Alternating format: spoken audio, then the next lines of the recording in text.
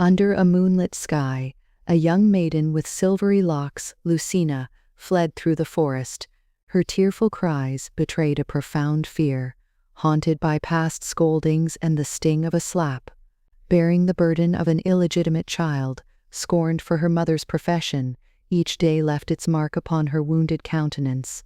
Yet, as she ran, Lucina yearned to mend her pain, for she possessed the gift of restoration. A sudden noise startled her, causing her to halt and glance behind.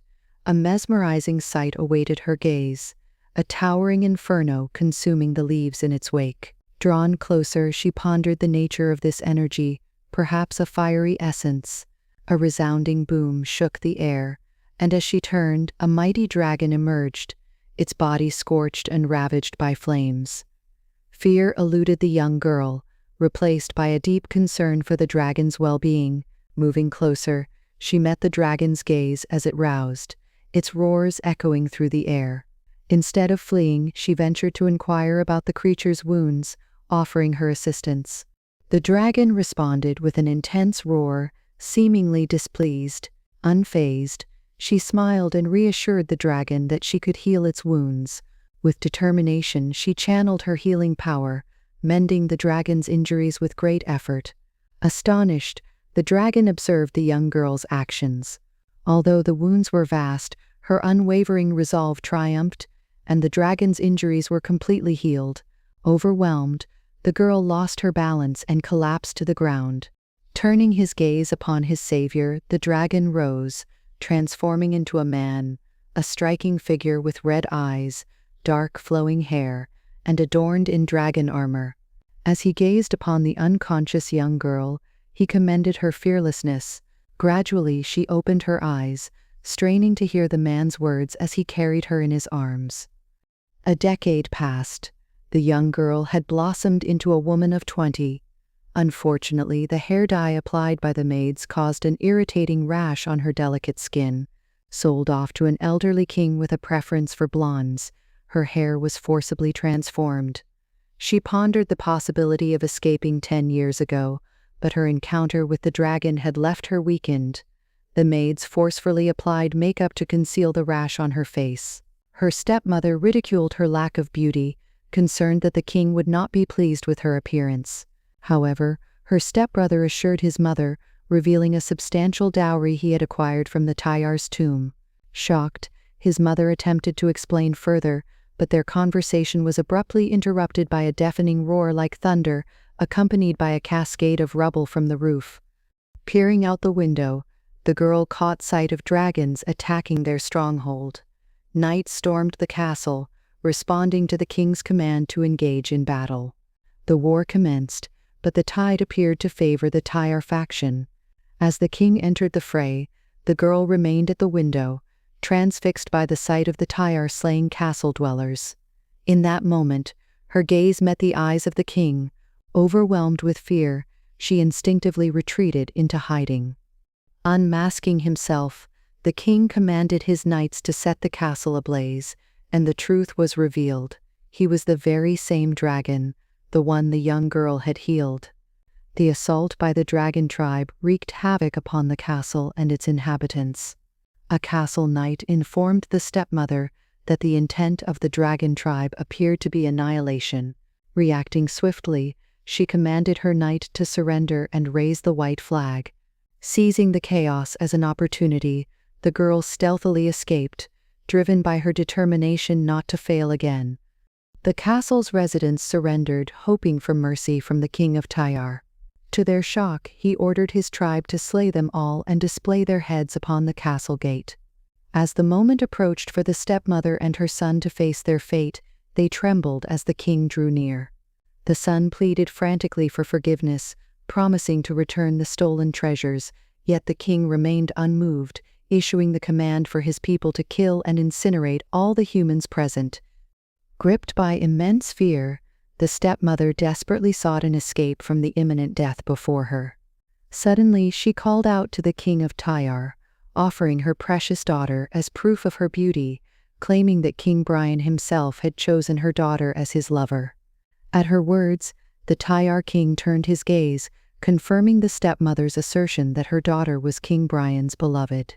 Aware of the ongoing war between King Brian and the King of Tyre, the stepmother saw an opportunity and readily agreed, stating that King Brian desired her daughter. King Tyre inquired about the whereabouts of the mentioned daughter, only for the stepmother to realize that her daughter was nowhere to be found. Meanwhile, the runaway girl descended the tower, freezing in her tracks as the sound of wings flapping reached her ears. To her astonishment, the dragon arrived and took her into its grasp, soaring above the gate adorned with the heads of the castle's knights. The dragon returned her to her stepmother's side, releasing its grip, causing the girl to tumble to the ground. Before her stood the King of Tyre, his gaze fixed upon her. He questioned whether she was the girl the stepmother offered. Observing her, the king was struck by her mesmerizing eyes, evoking memories of the past when a young girl aided him, possessing eyes identical to hers. He wondered if she was the same girl, though her hair color now differed, suggesting she may be someone else entirely. Extending his spear to tilt the girl's chin, the king posed a question. Would she become his bride, or would she and all the castle's inhabitants meet their demise at his hands? Overwhelmed by the fear of impending death, the girl reluctantly accepted the offer to become the bride of Tyre's king. To her astonishment, the king drew near, kneeling down before her and inquiring about her name. Nervously, she stammered that her name was Lucina. The king confirmed that in the language of Brian, her name meant moon, to which she nodded in agreement. He remarked that her name befitted her appearance, introducing himself as Hakan. He leaned in and whispered in her ear that he forgave her. Rising to his feet, Hakan proclaimed the need for a priest to officiate their wedding ceremony. Turning his gaze towards a nearby priest, he commanded him to lead the ceremony, as Hakan and Lucina were to be wed immediately. This surprised both Lucina and her stepmother.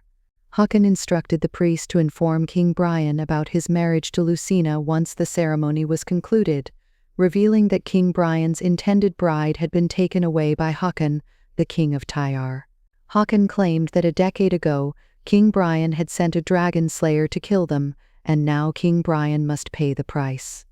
He intended to use Lucina as a catalyst to incite war between Brian and Tyre.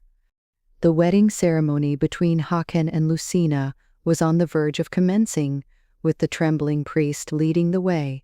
The atmosphere was tense and somber, prompting Hakan to order his people to fetch some flowers. A beautiful bouquet was prepared, and Hakan held it out to Lucina, telling her to take it.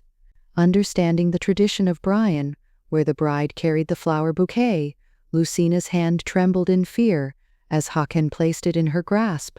Satisfied with Lucina holding the bouquet, Hakan turned to the priest, signaling the start of the ceremony. And so the ceremony began. The nervous priest declared that it was time for the bride and groom to exchange a kiss as part of the wedding vow, and to conclude the ceremony. This announcement shocked Lucina. Hakan wrapped his arm around Lucina's waist, drawing closer to her, and she was taken aback by his proximity. Hakan instructed her to close her eyes, as she would faint shortly afterward. Their lips drew nearer, and as Hakan kissed her, Lucina tasted a mix of blood and sweat on his lips before suddenly losing consciousness. One of his knights playfully teased Hakan, remarking that he only needed to kiss Lucina and not make her faint. This made Hakan wonder if his kiss was somehow lethal. Hakan carried the unconscious Lucina and placed her on his horse, declaring his forgiveness towards her family. He warned them that any attempt to harm Tyre's precious gem again would result in their castle being wiped off the map without a trace. With that, Tyre's tribe departed from the castle, leaving behind the chaos. With Tyre's gone, the stepmother asserted that they must reclaim Lucina, shouting to her son that King Brian had promised a great fortune if they brought Lucina back to him. This revelation shocked the son, who questioned how they could retrieve Lucina when they did not possess a single knight. The stepmother declared that they must hire mercenaries to aid them in their mission. Lucina awakened with a start, her surroundings unfamiliar. As she gazed out of the window, she caught the attention of a knight from Tyre's tribe, who promptly informed Hakan of her awakening. Hakan halted and turned his head, confirming Lucina's consciousness. Anxious, Lucina swiftly closed the curtain. Hakan then instructed his people to prepare a meal and set up camp inside the carriage. Lucina still felt uneasy, but to her surprise, the carriage door suddenly opened. Hakan inquired about her well-being, expressing his surprise at her sudden fainting spell earlier. Trembling, Lucina assured him that she was fine. Hakan extended his hand, inviting Lucina to join him for a meal. However, she declined, insisting on staying inside the carriage. Yet her stomach betrayed her with a loud growl. Lucina felt embarrassed, but Hakan chuckled, stating that his wife was shy. He suggested they step outside, as he planned to light a bonfire to keep her warm. The aroma of the food enticed Lucina, and she reached out for Hakan's hand, stepping out of the carriage. As they walked toward the camp, Tyre's knight led them to a ready-made tent. Hakan thanked the knight and dismissed him, urging Lucina to sit inside the tent for a softer seat arrangement. Hakan removed his cloak and wrapped it around Lucina, providing her with warmth. As she wore the cloak, Lucina felt the comforting embrace. Hakan offered her a meal, a tuna-stuffed bread that emanated a delightful scent.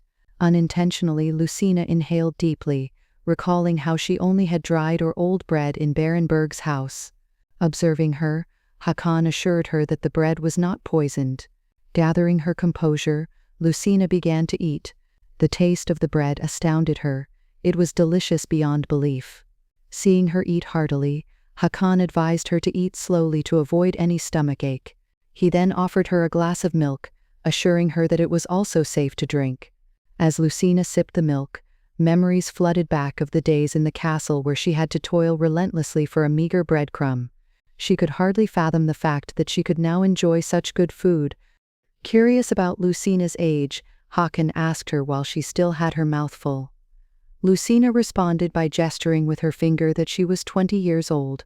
Hakan's expression darkened slightly, realizing that Lucina was too young to have been King Brian's intended bride. He reminisced about the previous war when King Brian had sent a dragon slayer, which resulted in the loss of his beloved brother, the former king of Tyre. If circumstances had allowed, Hakan would have gone mad and slain King Brian, were it not for his own injuries at the time. He asked Lucina if she regretted not being King Brian's bride, but she shook her head, confirming that she was better off where she was. Suddenly, Lucina inquired about Tyre, prompting Hakan to expect tears and pleas to return to her family. However, she remained remarkably composed. Breaking off another piece of bread, Hakan explained that the people of Brian perceived Tyre as a haven for monsters, but that perception was incorrect. With a smile, he offered another slice of bread to Lucina, informing her that she would discover the truth for herself. For some reason, Lucina would rather live with Hakan than in Berg. Lucina happily savored the bread, prompting Hakan to inform her that the food would only get better when they arrived in Tyre. Yet Lucina insisted that the current meal was already more than enough. This led Hakan to realize that Lucina was different from other noble ladies. She possessed humility. He then suggested that Lucina rest after eating, as he needed to remove his armor. Hearing this, Lucina was taken aback as Hakan began to unfasten his clothes. Lucina turned around and covered her head, informing Hakan that she would wait outside. Hakan smiled in response, suddenly lifting her up and questioning why she should wait outside when they were husband and wife. Moreover, they would be sleeping together from now on. Lucina was shocked by Hakan's statement. Hakan proceeded to explain that in Brian the husband and wife share intimacy on their first night of marriage. Lucina blushed and became nervous upon hearing him mention intimacy. Lucina's sudden crying caught Hakan off guard, causing him to reassure her that he was only trying to confirm something. In Tyre, it is customary for couples to engage in intimacy before getting married when the woman is pregnant. Hearing this revelation, Lucina became even more shocked. Trying to calm her down, Hakan asked if being with him was better than being King Brian's bride. Still trembling, Lucina confessed that she was simply afraid. Understanding her fear, Hakan swiftly stood up, turned away, and assured her that he wouldn't do anything to her. He suggested that Lucina should rest while he slept outside. Tyar's knight Taran was surprised to find Hakan outside and questioned why he left the bride alone. Hakan joined Taran, explaining that he chose to sleep outside because forcing Lucina into anything after she was kidnapped could make her ill. He also warned Taran to be careful with his words, since Lucina was now his wife. Taran found it hard to believe, noting that Hakan had changed because of Lucina. Previously, Hakan was known for being cold-hearted, but now he even forgave the Berg people who stole Tyar's treasure. Hakan shared with Taran that whenever he saw Lucina, he was reminded of his savior from before. He believed the girl must be somewhere near the Berg castle and decided to spare the Berg people as a way to repay the girl who saved him. The following morning, Lucina woke up to the sunlight filtering through the tent. Remembering she didn't wash her face before falling asleep, she decided to find water nearby to freshen up. As she washed her face, she noticed her reflection in the water, realizing that her rash looked worse without the makeup covering it. However, she remembered Hakan's words and resolved not to heal herself so that Hakan won't touch her. Suddenly, someone approached from behind. It was a group of kidnappers sent by Baroness Berg, Lucina's stepmother. Lucina was terrified, as she never wanted to return to that place. They took her into the nearby forest, and soon it started pouring rain. According to legend, the Puka elves bring rain when they are not offered peanuts. Drenched by the rain, Lucina felt cold. The kidnappers noticed her trembling, and upon seeing the rash on her face, mistakenly believed she had a contagious disease, deciding to abandon her. However, before they could do so, an arrow pierced one of the kidnappers, knocking him down. It turned out that Taran and Hakan had come to her rescue. Hakan set Lucina free, his expression filled with concern as he inquired about her well-being. Despite seeing Hakan covered in blood, Lucina no longer felt afraid. In fact, his presence brought her a sense of calm. Draped the cloak over Lucina and gently placed his hand on her head, realizing that she was running a fever. He expressed regret, feeling that he may have been slightly delayed, and apologized to Lucina. Tenderly lifting her in his arms, Hakan assured her to hold on as they would soon emerge from the forest. Lucina experienced a sense of relief, grateful that she did not return to the Berg house, as her desire to be with Hakan permanently strengthened. While wiping her face, Lucina gazed at her reflection in the mug she held, noticing that her rashes had worsened due to her fever, giving the impression of a genuine illness. Contemplating whether to heal her rash, a mysterious voice unexpectedly advised her against doing so. Startled, Lucina turned around and discovered a little elf standing beside her. Introducing himself as Puka, engaging in playful banter, Lucina teased Puka about being the small elf responsible for rain if peanuts are not offered. However, Puka swiftly warned Lucina against utilizing her healing power, emphasizing its rarity and the attention it could attract. Puka observed that Lucina had become more talkative and inquired about her previous reticence. Lucina confessed her nervousness when faced with many people, fearing their anger and potential harm if she were to speak her mind. She admitted feeling more at ease conversing with non-humans, just as they conversed. Hakan's voice interrupted, asking permission to come inside. Recognizing the need to depart, Puka hastily bid farewell to Lucina. As Hakan entered the tent, he was shocked to see the rash on Lucina's face. Approaching her, he confirmed her fever by touching her forehead and asked if she was feeling unwell. Hakan instructed Taran to summon the physician for assistance. Taran entered the tent to assess the situation, but quickly pulled Hakan away, upon noticing the rash on Lucina's face. He informed Hakan that it could be smallpox. Panicking, Lucina tried to explain that it's not a disease but rather a reaction to hair dye. However, Taran drew his sword and warned Lucina to keep her distance. Hakan intervened, instructing Taran to lower his sword. He assured Taran that it's not smallpox and turned his attention back to Lucina, encouraging her to speak her mind. However, Lucina struggled to articulate her explanation clearly, nervously mentioning that it's a sulfur reaction from the hair dye and that her fever is due to the rain. Taran failed to comprehend Lucina's explanation as she stammered through it. Feeling unheard, Lucina stopped trying to explain. Tehran suggested that they couldn't take Lucina to Tayor if she had a contagious disease. Lucina sensed her life was in danger and contemplated using her healing spell to cure her rash, but she remembered Puka's earlier warning.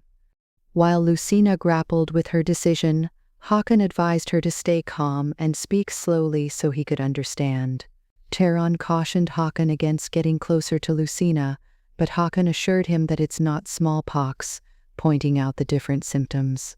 Turning to Lucina, he gently encouraged her to speak, assuring her that nobody would get angry with her. Determined to explain, Lucina put in her best effort while Hakan attentively listened, ultimately reaching a conclusion.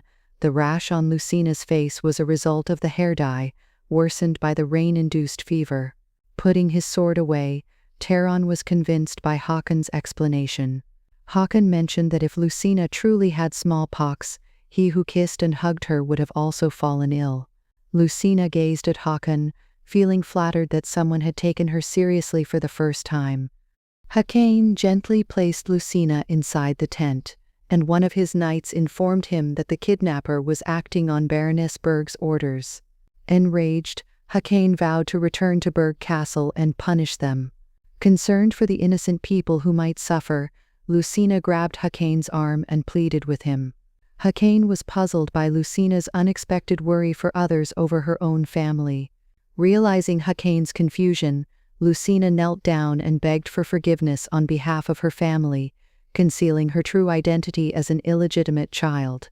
Hakan instructed her to rise, lifted her up, and playfully suggested that he could only forgive those who touch his wife if she offers something in return. Lucina promised to do whatever he desired. With a smile, Hakan revealed his request, a kiss from Lucina. Hesitant at first, Lucina summoned her courage and kissed Hakan on the lips. Hakan felt a surge of joy and embraced Lucina, then instructed his knight to present the kidnapper's head to Baroness Berg as a warning against further encroachments on Tayar's land. As Lucina lay on the mat, Hakan sat beside her, ensuring her safety as promised. Lucina expressed her gratitude, but Hakan playfully teased her, suggesting she could thank him by kissing him again. Surprised, Lucina reacted, but Hakan was merely teasing her, prompting him to tell her to rest while he watched over her from outside. Hearing Hakan, Lucina wondered what brought him such happiness. Lucina awoke to a sensation on her forehead and opened her eyes to find Hakan tending to her fever by her side. As they arrived in Tayar, Lucina was in awe of the breathtaking Tayar castle. The people in Bryan had held misconceptions about the Tayar tribe, believing them to be primitive cave dwellers who subsisted on wild animals. Tehran opened the carriage door, assisting Lucina as she alighted. As she took her first steps, a scent overwhelmed her, causing dizziness. Hakan noticed and firmly held her arm, inquiring about her well-being. He explained that it takes time for humans with a strong earth energy to adjust to the scent of Tayar, with its strong fire energy. The people of Tayar warmly welcomed the return of their king, and seeing Hakan accompanied by a stranger, they were curious about Lucina's identity. The priest of Tayar greeted them, and upon sensing Lucina's earth energy, suggested the need for her purification, but as the priest approached her she trembled in fear and quickly hid behind Hakan. Hakan reassured her that the priest's intentions were welcoming, not harmful. As the priest sprinkled holy water on her head during the purification ritual, Lucina felt as if the water also soothed her rash. Once the purification was complete, Hakan and Lucina were welcomed inside. Upon entering the castle, a woman rushed to greet Hakan and leaned on him, expressing her joy at his long-awaited return. The woman, named Garrett, questioned if Lucina was the captive brought from Bryan and showed her displeasure. However, Hakan introduced Lucina as his bride, whom he took from Berg. Garrett was taken aback by this revelation, expressing her discontent with Hakan's statement. She pointed out the yellowish hue on Lucina's dress, assuming it to be a symptom of a disease. Lucina clarified that it was merely the faded color of her hair dye. As Hakan observed Lucina's hair, he wondered if her true hair color was silver. Hakan then assured Garrett that there was no cause for concern, but Garrett countered, stating that her worry was not for Lucina, but for Hakan himself. Tense gaze, Garrett implied that Lucina may not be capable of shouldering the same obligation as she has done. As Lucina inquired about the obligations Garrett mentioned, Hakan deflected the question and suggested that she change her dress. He then commanded Garrett to provide Lucina with a maid. An attendant named Titi was tasked with accompanying Lucina to the palace. Overhearing Titi mention the late queen to Garrett, Lucina speculated that Garrett might have been the wife of Hakan's deceased brother from a decade ago. Introducing herself as Lucina's personal maid, Titi clarified that the room they were in was not the queen's palace, since Lucina had not yet borne a descendant of Tyar's king. Lucina comprehended that the obligation Garrett referred to was the expectation for her to give birth. While changing her clothes, Lucina recalled the purifying holy water from before, which not only faded her hair dye but also healed her rash. Curious, she asked Titi if it was possible to obtain the holy water again. After Titi left the room, a small bird entered and began to speak, transforming into the elf Puka. Delighted by Puka's return, Lucina expressed her comfort in Tyar compared to Berg. However, Puka raised concerns about Lucina having a child with Hakan. Lucina admitted her worries but quickly dismissed the thought, deciding to think about it later. Just then, Titi returned with permission to use the holy water. Meanwhile, Hakan removed his armor while Taron informed him that the Dragon Knight had returned from Berg Castle and carried out Hakan's orders. Taron questioned Hakan's decision to forgive Berg and refrain from seeking revenge on the Brine King. Hakan affirmed his stance, but he had one matter to confirm. He revealed that a girl saved him 10 years ago and pondered if she might still reside near Berg. Before decimating the people in Brine, Hakan intended to rescue the girl first. He instructed Taron to locate the girl before crushing Brine, and also to investigate whether Lucina was truly Baroness Berg's daughter. Once Hakan assigned Taron his tasks, he declared his intention to cleanse himself in the hot springs and stated that he did not require a servant. In the hot spring, Lucina immersed herself in the purifying holy water, marveling at how it restored her hair to its natural color and healed her rash. Suddenly, she heard footsteps approaching and turned around to find Hakan entering. Lucina hastily concealed herself, fearing that Hakan might discover her presence. Hakan detected a presence behind him and turned around to discover someone hiding. Annoyed, he questioned the person's identity and asserted that he did not require a servant. Fearing Hakan would find her, Lucina decided to conceal herself beneath the water. As Hakan approached, Lucina attempted to swim away, prompting Hakan's impatience. He reached out and grasped Lucina's arm just as she stumbled, preventing her from falling. Enchanted by Lucina's true appearance, Hakan marveled at the beauty before him. Captivated by her mesmerizing eyes, he confirmed if she was indeed Lucina. Hakan pondered whether Lucina was the girl who saved him 10 years ago, but suddenly Lucina trembled in fear and begged for forgiveness. Feeling confused, Hakan quickly donned his bathrobe and draped one over Lucina, reassuring her that no one would harm her. He also assured her that she had done nothing wrong and that he had mistaken her for someone else. Gently touching Lucina's cheek, Hakan apologized for frightening her.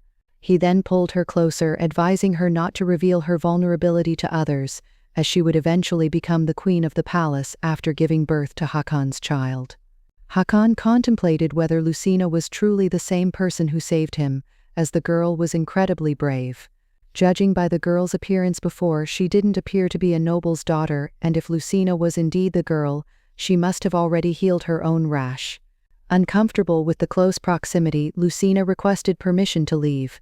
However, Hakan suddenly embraced her from behind, tenderly carrying her in his arms and offering to escort her. Confused, Lucina inquired about their destination. With a mischievous grin, Hakan assured her that they were heading to their room and playfully asked if she was still afraid of him. Feeling overwhelmed, Lucina's heart raced, leaving her speechless. The servants aided Lucina in getting ready. Titi admired Lucina's hair, while other servants expressed concern about her slim figure, and questioned her ability to endure the first night with Hakan. Titi offered support to Lucina, boosting her self-assurance. Contemplating the servant's remarks, Lucina wondered if Hakan would cause her harm on their initial night together. As Lucina entered the room, Hakan became mesmerized by Lucina's beauty. He praised her hair, causing Lucina to blush as she received such a compliment for the first time. In a soft voice, Hakan whispered in her ear, inquiring whether she would faint if he kissed her. Lucina shook her head, indicating that she would be able to handle it. Drawing closer, Hakan gently kissed Lucina's lips. Noticing her gaze on his body, Hakan explained the significance of his tattoo and reassured her not to flee. He then asked if she desired to spend the night with him. As Hakan laid Lucina on the bed, she recalled the words of the servants earlier, wondering if Hakan would harm her. The fear of being hurt by him terrified and shook Lucina. Sensing her fear, Hakan stopped and turned away, assuring her that he was not angry. Suddenly, Hakan asked if she wanted to return to Berg. Lucina stated that she didn't want to go back, as she was now Hakan's wife. Stammering, she declared that she would give birth to his child and become the queen of Tyar. Hearing her words, Hakan asked if she understood the significance of being Tyar's queen. Lucina appeared perplexed, and Hakan explained that it meant she must be prepared to sacrifice her life for him and Tyar. Lucina was left speechless, contemplating the weight of those words. Hakan stood up, donned his robe, and stated that he won't sleep with her until she is ready for it. He told Lucina to rest and left her alone in the room. As Lucina and Titi passed by, they overheard the servants gossiping about Lucina being left alone in the room, and Hakan not visiting her afterwards. The servants mentioned rumors of Hakan's impending marriage to Garrett, suggesting that Hakan had had feelings for Garrett since childhood. Lucina looked surprised upon hearing this revelation. While sitting alone in her room, Lucina contemplated the rumors she overheard, underestimating herself and comparing herself to Garrett. She wondered if Hakan, being attracted to a beautiful girl like Garrett, could never be interested in someone as pitiful as her. Suddenly, Titi barged in and informed Lucina that Hakan had returned to the palace. They set off to greet Hakan, but on their way, Garrett called out to them from behind. Garrett remarked that she almost didn't recognize Lucina with her true appearance and mocked Lucina, stating that Hakan must have been annoyed and left because Lucina speaks like a fool. Garrett grabbed Lucina's arm, commenting on her skinny physique and warning her that she would surely die if she slept with Hakan. Confused, Lucina asked Garrett to explain. Garrett revealed that Tyar's palace was the graveyard of women, and it was rare for a woman to survive after receiving the dragon's energy. She advised Lucina to leave if she wanted to live. Suddenly, Hakan approached from behind, noticing Garrett talking with Lucina. Garrett informed Hakan that she was just giving advice to Lucina and questioned Hakan's choice of bride, warning that weak people like Lucina would only die in vain. Hakan thanked Garrett for her advice but asserted that choosing his bride was his own concern. He called Lucina to come with him. During their walk, Hakan explained to Lucina that he was busy and couldn't visit her. He asked if there was anything bothering her or if she had any questions for him. Lucina had many questions, but didn't know where to start. Nervously, she asked about being the queen and its relation to her life. Hakan wondered if Lucina was still scared by his previous words. He clarified that being the dragon's bride meant she must be willing to risk her life, saying that from Lucina's perspective, Hakan may appear similar to King Brian. Lucina grabbed Hakan's arm and claimed that he was different, explaining that he was the one who listens to her. Hakan questioned why no one listened to her despite being the only daughter of Baron Berg. Lucina admitted that it's because she speaks like a fool. Hakan touched her hair and remarked that the people of Berg were strange. He kissed her hair and told her that if he had a beautiful daughter like her, he would cherish her and listen to whatever she says. Suddenly, a guard informed Hakan that Eder was missing, prompting Hakan to apologize to Lucina and say he must go now. While seeing Hakan off, Lucina was still flattered by the compliment Hakan gave her earlier, causing her to blush. Studying her reflection in the mirror, Lucina was overwhelmed by Hakan's compliment on her beauty, experiencing it for the first time in her life. Suddenly she remembered Garrett's words about not being able to survive after receiving the dragon's energy and Hakon's explanation about the risks involved in becoming a mate of the dragon race. Still uncertain about the meaning behind those words, Lucina turned to Titi and asked her to explain what receiving the dragon's energy entails. Titi hesitated at first, unsure if she should reveal this information to Lucina since Hakon hadn't informed her yet. Eventually she clarified that it means becoming pregnant and giving birth to a healthy child for the dragon race. Lucina inquired if she would die after giving birth, to which Titi reluctantly responded that it's common because it's not an easy task to give birth to a strong child of the dragon race. Lucina wondered if Garrett believed she would immediately die due to her slender physique. Titi further elaborated that whoever gives birth to the king's child becomes a queen, since it's a challenging endeavor. Garrett herself was once a lowly maid from a humble background but became a queen after giving birth to the late king's child. Lucina realized that all she needed to do was have a baby and her background wouldn't matter anymore. Meanwhile, Hakon paid a visit to his mother, Adar, who was lying on her bed.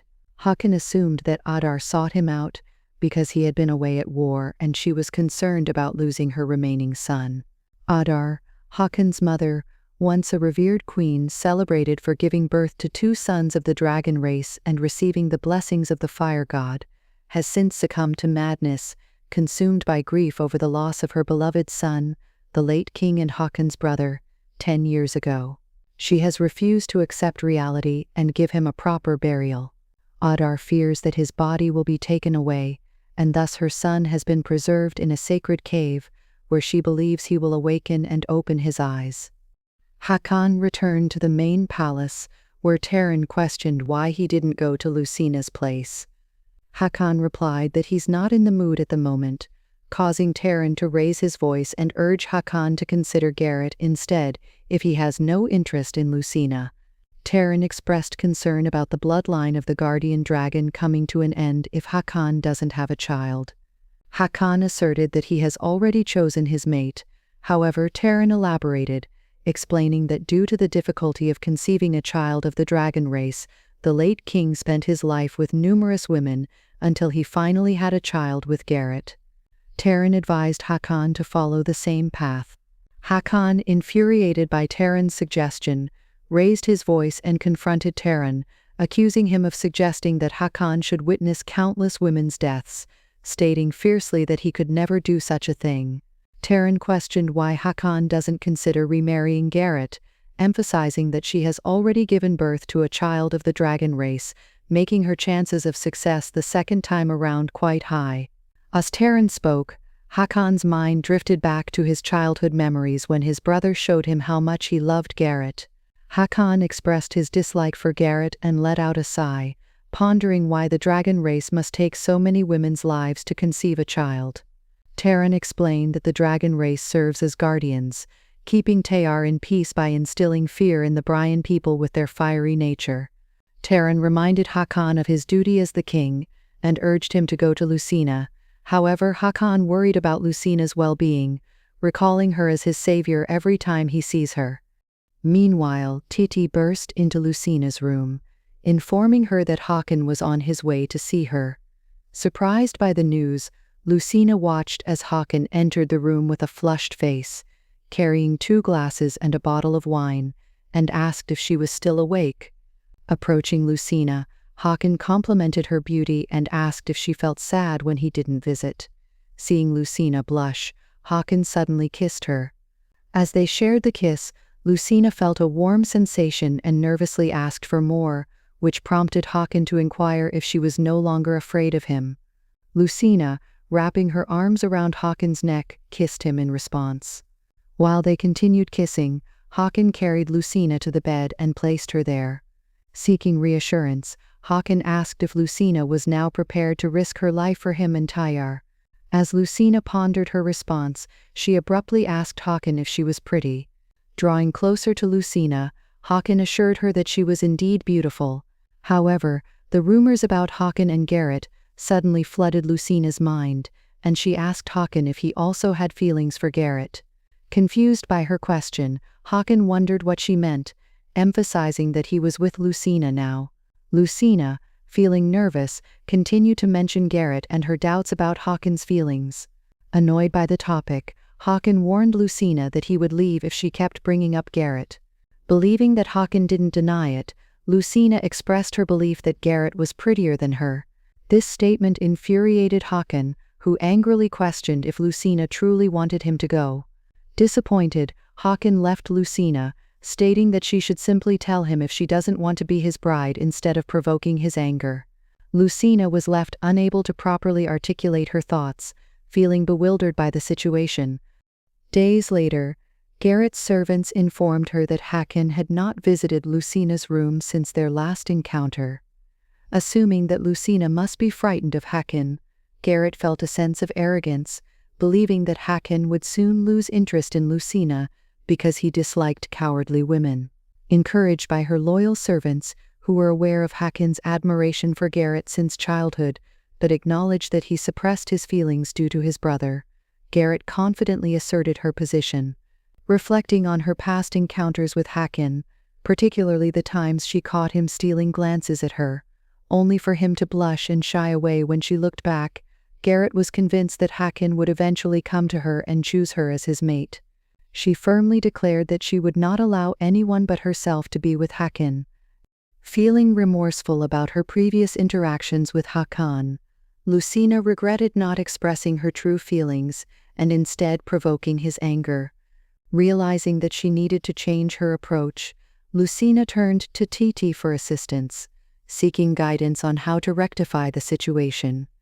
Titi was taken aback by Lucina's request to help her improve her speech.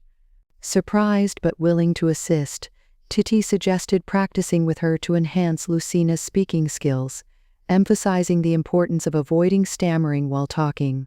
Titi opened up about her own background to create a comfortable environment for Lucina to communicate. However, their practice was interrupted when a servant knocked on the door, informing Lucina that Garrett had summoned her inside the Queen's palace. Titi encouraged Lucina to apply their practice techniques. Garrett explained that she called Lucina to present her with a suit for an upcoming royal event. The suit happened to be black, which traditionally symbolizes mourning in Brian. Lucina was curious if the symbolism differed in Tyar, but then confirmed by Titi's question to Garrett about the suit's resemblance to a funeral outfit. Garrett clarified that she personally selected the suit for Lucina because she noticed Lucina's avoidance of the king of Tyar and her longing for her homeland. By gifting her the suit, Garrett intended for Lucina to convey to the king her desire to leave Tyar soon. Additionally, Garrett expressed her pity for Lucina and insisted that she accept this gesture of honesty. Titi couldn't help but worry about Lucina wearing the black suit, concerned that it may create a misunderstanding for Haakon, making him think that Lucina blamed him for the deaths in Berg. Lucina herself was anxious, fearing that Haakon would interpret her attire as a desire to return to Berg. However, their conversation was interrupted by a voice calling out to Lucina. It was Adar, whose identity remained unknown to both Lucina and Titi, as they were both new to the palace. Adar noticed Lucina wearing the black suit and assumed she was mourning someone. Lucina clarified that she was wearing it for the royal party. In return for helping fix the suit, Adar requested food. Meanwhile, Garrett and her servant were informed of Adar's arrival and entry into the palace. Believing that Adar would visit Lucina, Garrett insisted on escorting her back and instructed the servants not to inform the king. After satisfying her hunger, Adar began working on fixing the suit. Lucina and Titi expressed their concern as they watched Adar cut the fabric. However, Adar reassured them to trust her, promising that she would make Lucina stand out in the suit. Garrett observed them from the partially open door and then departed. Lucina felt a sense of embarrassment as she covered herself with a cloth. Titi tried to remove the cloth, remarking that the suit looked much better now. As the cloth fell away, Lucina's beauty was revealed and the suit fit her perfectly. The royal party had commenced. Haakon inquired about Lucina from his guard, but suddenly Garrett intervened, suggesting that Lucina might feel uncomfortable around Haakon and maybe avoiding him due to her fear. Sensing Haakon's displeasure, Garrett offered to perform a dance for him.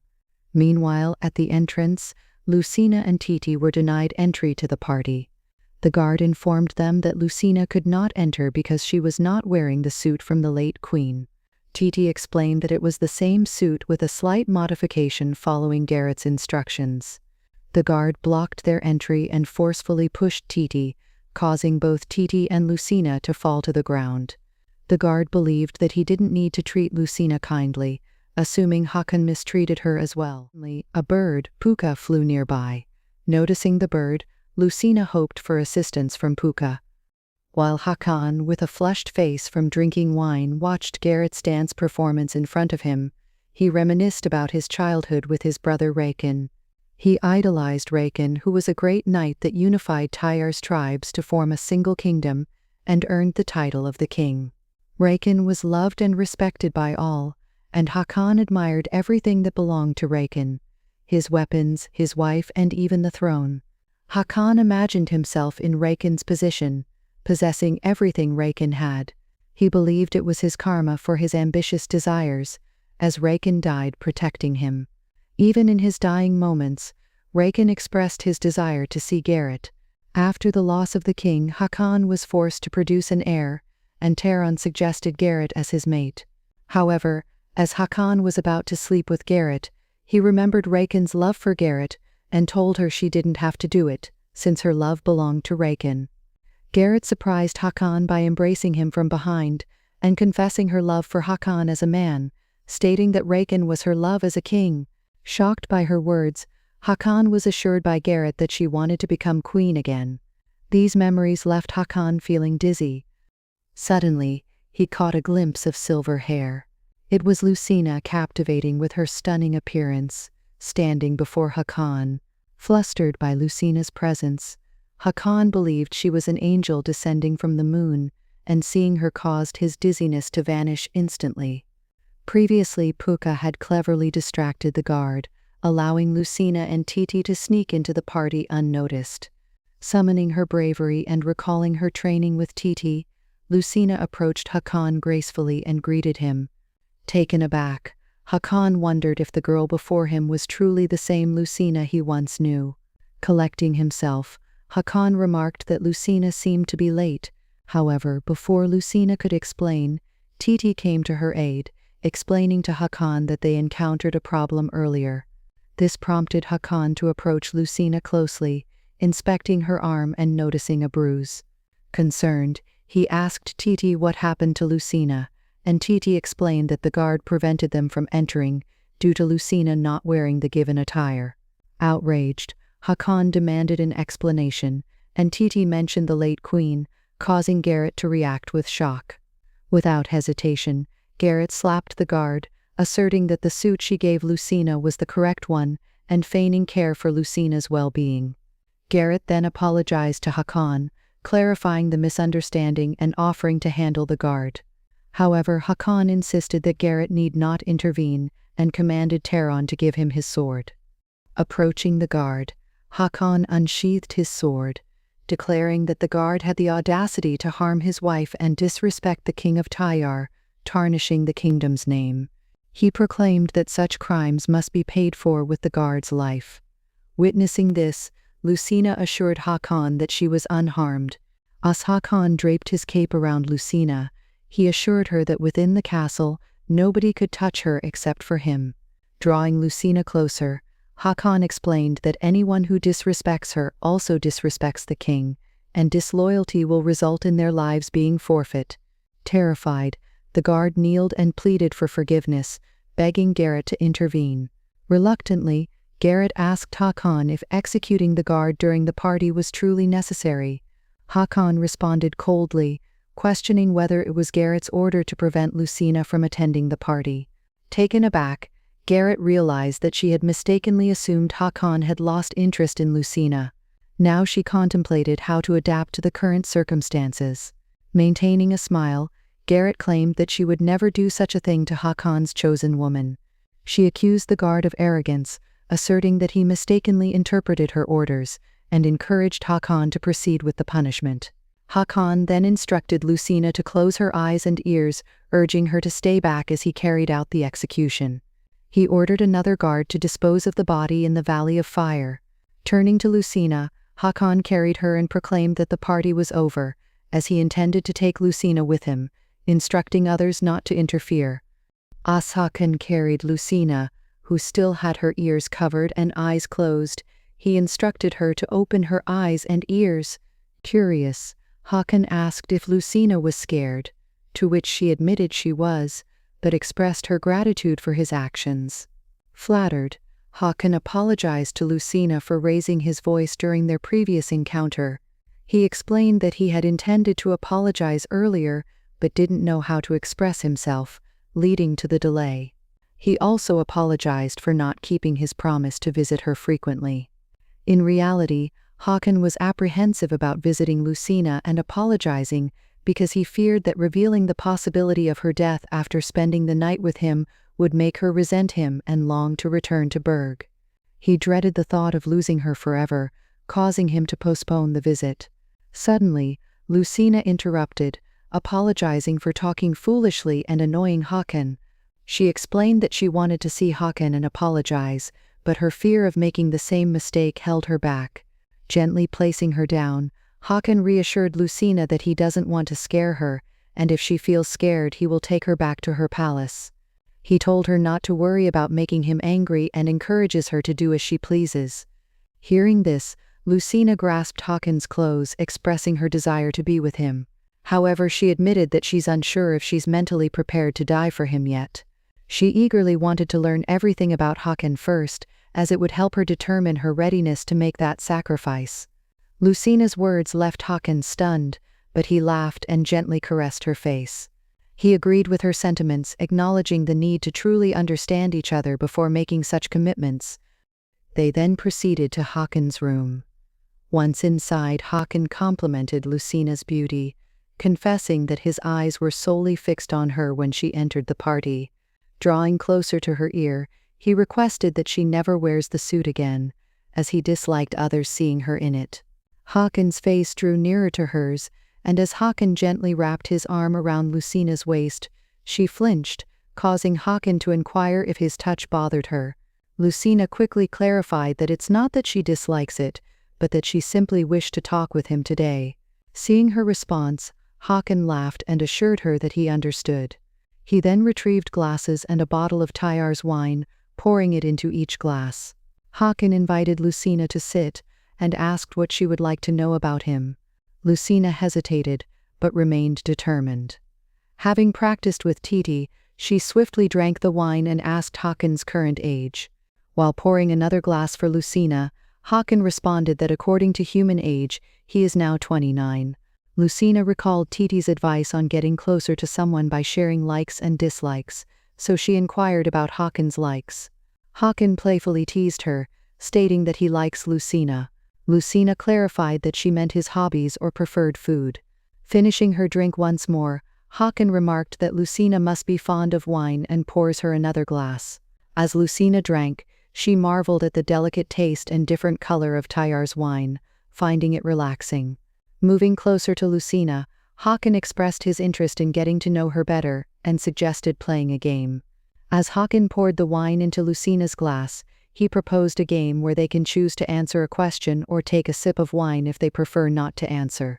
It's Hakan's turn to ask the first question, and he inquires about the specific type of man Lucina likes, whether it's someone intelligent, physically fit, wealthy, or sweet and romantic.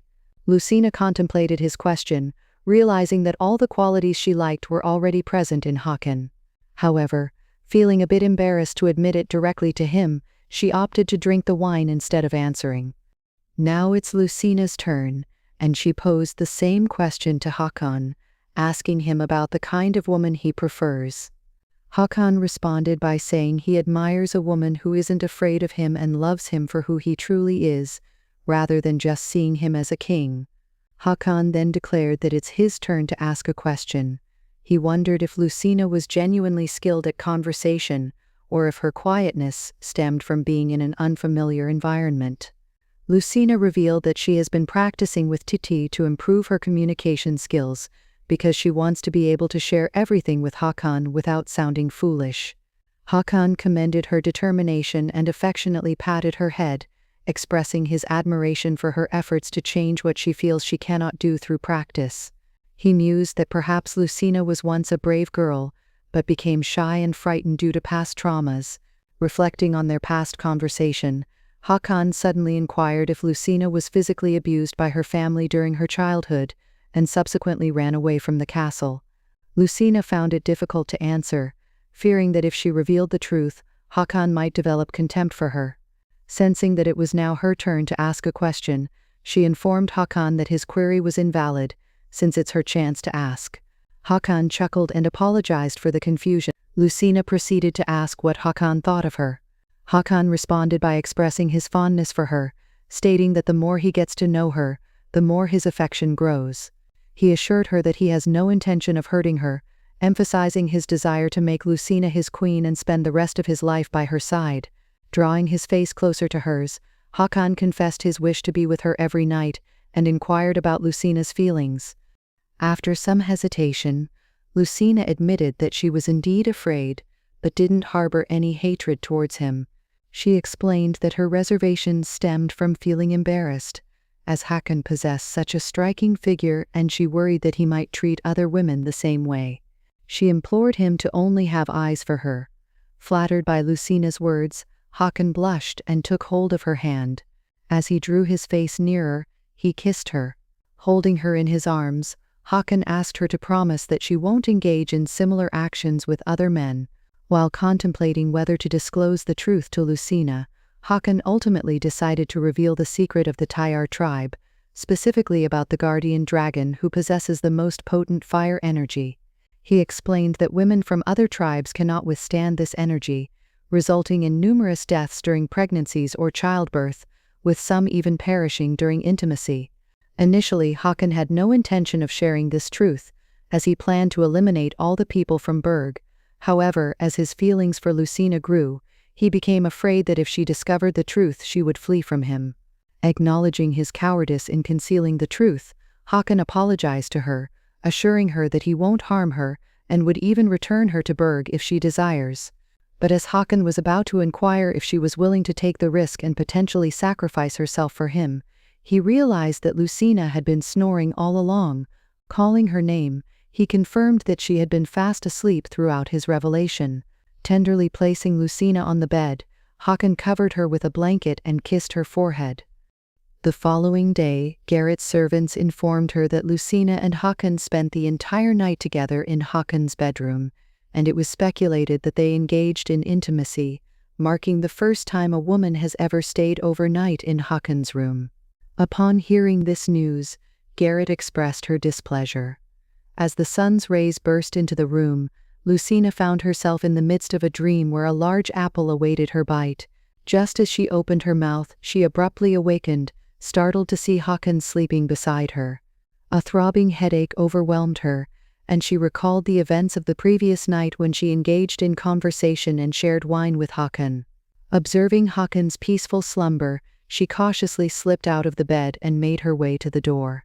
Outside the room, Titi and Tehran anxiously awaited, concerned about Lucina's well-being. To their surprise, Lucina emerged from the door, remarking that she feels as if she's on the verge of death.